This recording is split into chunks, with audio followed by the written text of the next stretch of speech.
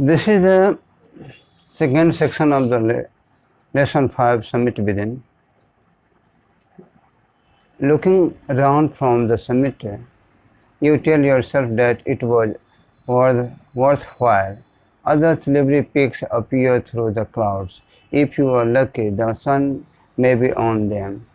The surrounding peaks look like a jeweled necklace around the neck of your summit. Below, you see vast valleys sloping into the distance. It is an ennobling, enriching experience to just look down from the summit of a mountain. You bow down and make your obeisance to whichever god you worship.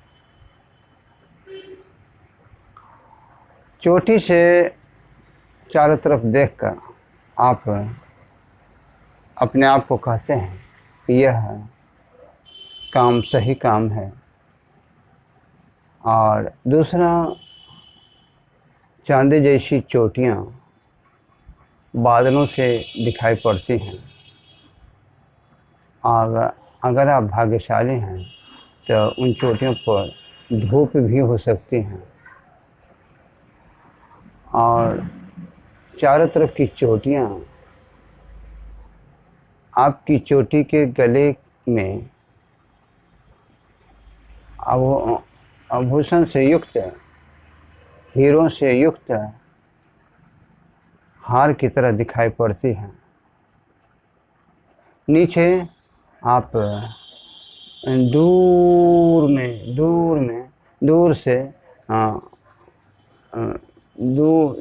से लुढ़कते हुए विशाल घाटियों को आप देखते हैं।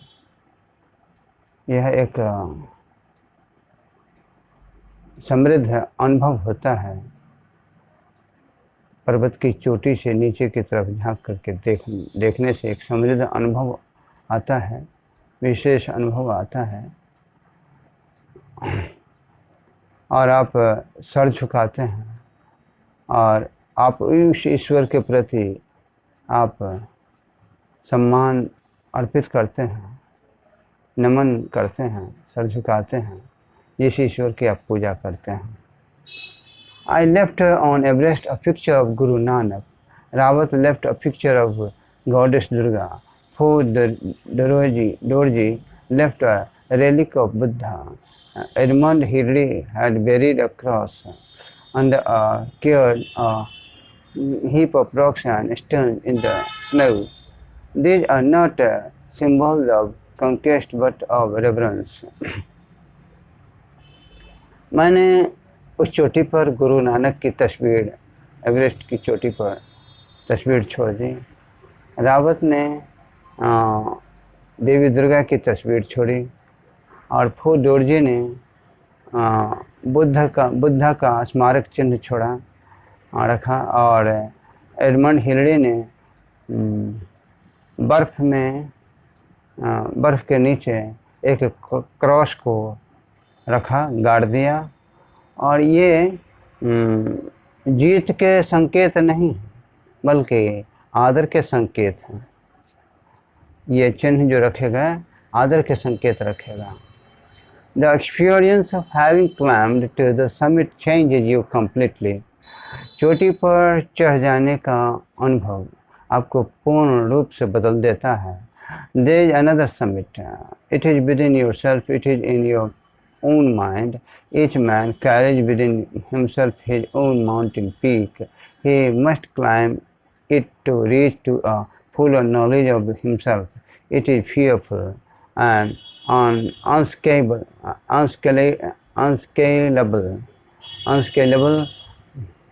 It cannot be climbed by anyone else. You yourself have to do it. The physical act of climbing to the summit of a mountain outside is akin to the act of climbing the mountain within. The effects of both the climbs are the same, whether the mountain you climb is physical or emotional and spiritual. And the climb will certainly change you. It teaches you much about the world and about yourself.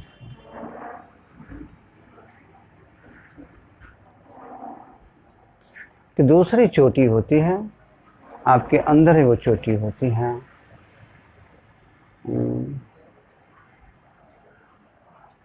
यह आपके मन मस्तिष्क में होता है। हर आदमी अपने आप के अंदर इस माउंटेन की चोटी को, अपनी माउंटेन की चोटी को लिए चलता है। वह उस व्यक्ति को मन की चोटी पर अवश्य चढ़ना चाहिए, ताकि यह खुद के बारे में एक पूर्ण ज्ञान की तरफ पहुंच सके। पूर्ण ज्ञान की तरफ, आत्मज्ञान की तरफ पहुंचने वाली इस चोटी पर अवश्य हर व्यक्ति को चढ़ना चाहिए। यह बहुत ही भयंकर है, कठिन है, हर कोई के द्वारा इस पर चढ़ा नहीं जा सकता। आपको खुद अकेला इस पर चढ़ना पड़ता है। और पर्वत की चोटी पर चढ़ने की शारीरिक प्रक्रिया, पर्वत के बाहरी पर्वत की चोटी पर चढ़ने की शारीरिक प्रक्रिया मन की पर्वतीय चोटी पर चढ़ने की प्रक्रिया के बराबर है, उसके समान है। और दोनों का प्रभाव दोनों पर्वत पर, बाहरी पर्वत की चोटी या आंतरिक मन की चोटी पर चढ़ने की प्रक्रिया का प्रभाव एक ही होता है। वो पर्वत जिस पर आप चढ़ते हैं, चाहे वह शारीरिक हो या भावनात्मक हो या आध्यात्मिक हो, वह आरोहण आपको पूर्ण रूप से बदल देता है। और आप कोई यह सिखलाता है आपके बारे में कि यह विश्व क्या है और आप क्या हैं। I venture to think that my experience as an Everester has provided me with the inspiration to face life's ordeals resolutely. Climbing the mountain was a worthwhile experience. The conquest of the eternal summit is equally worthwhile. The eternal summits are perhaps higher than Everest. मैं ये सोचने का साहस करता हूँ कि Everester के रूप में मेरा अनुभव, एवरेस्टर के रूप में मेरे अनुभव ने मुझे जीवन की कठिनाइयों का सामना करने की प्रेरणा दी है। दृढ़तापूर्वक जीवन की कठिनाइयों का सामना करने की प्रेरणा दी है। पर्वत पर चढ़ना एक सही अनुभव था और आंतरिक चोटी की जीत बराबर रूप से वही सही अनुभव है। और आंतरिक चोटियाँ शायद एवरेस्ट की चोटियों से कहीं ज़्यादा ऊंचा है। Now there are some comprehension question. Standing on Everest, the writer overjoyed, very sad, jubilant and sad, choose the right item. So very sad. The emotion that gripped him was one of victory of the hurdles, humility and a sense of smallness, greatness and self-importance, joy of discovery. The humility and sense of smallness. The summit of the mind refers to great intellectual achievements, the process of maturing mentality and spirituality. 3. Overcoming personal ambition for common welfare. 4. Having in the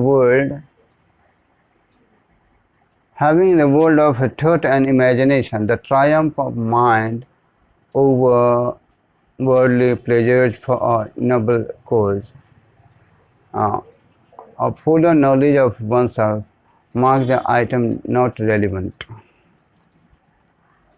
So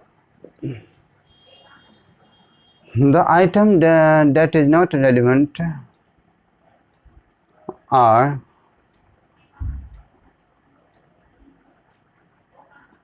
number 2, the process of maturing mentally and spiritually. Number 3, overcoming personal ambition for common welfare. Number 4, living in the world of thought and imagination.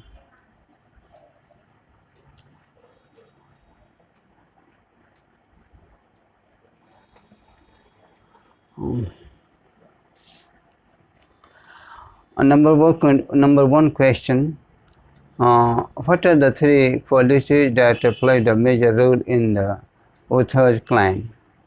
The 3 qualities that played a major role in the author's climb are endurance, persistence, and willpower.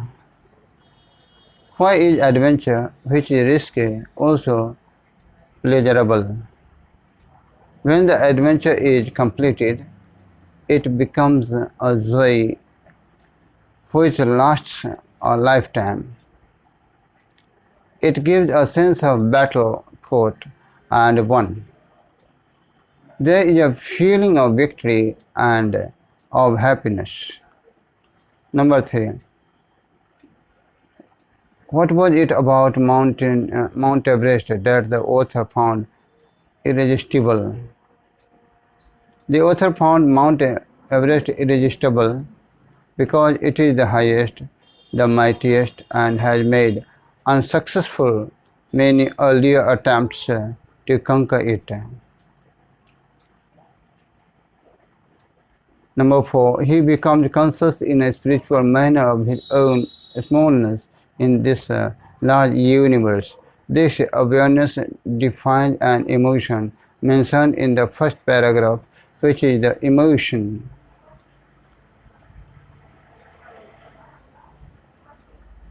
The after effect of climbing, high summit are satisfying. It is not just a physical climb. One who has been to a mountain top becomes conscious of his own smallness. He is changed.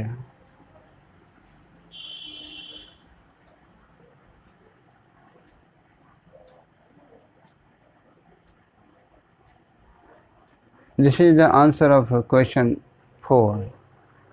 One does not do it, climb a high peak, or fame alone. What does one to do for really?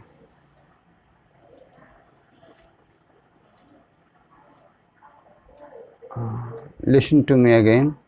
Question number 4.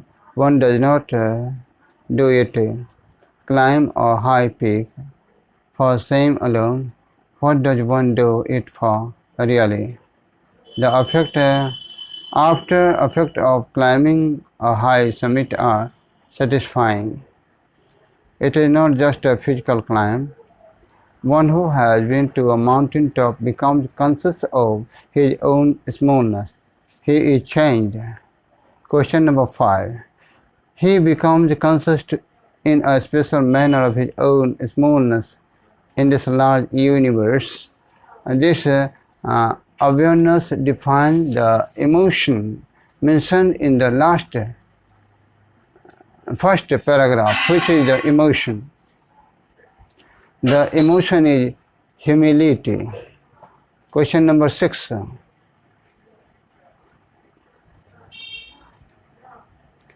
What were the symbols of reverence left by members of the team on Everest?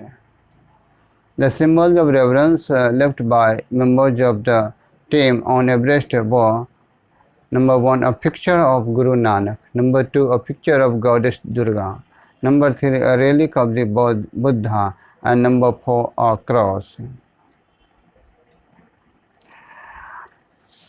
Number 7. Question number 7. What, according to the writer, did his experience as an Everester teach him.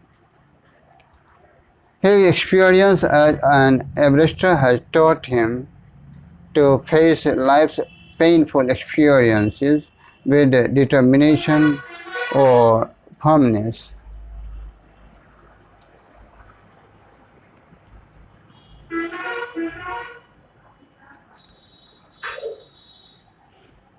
Write a sentence against each of the following statements. Your sentence should explain the statement. You can pick out sentences from the text and rewrite them. The first one has been done for you. Number one, the experience changes you completely. One who has been to the mountain is never the same again. Number two, the man takes delight in overcoming obstacles.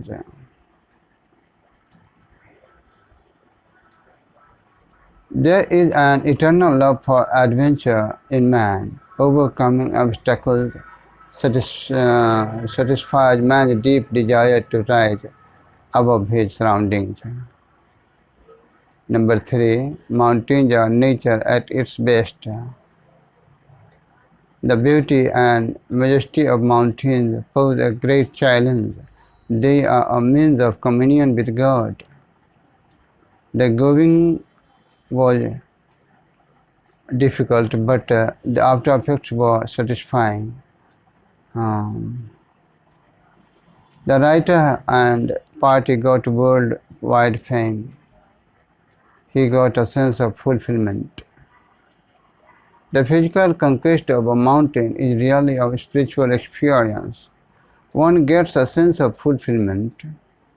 It is the satisfaction of a deep urge to rise above one's surroundings. That's the end of the chapter 5, The Summit Within. Thanks.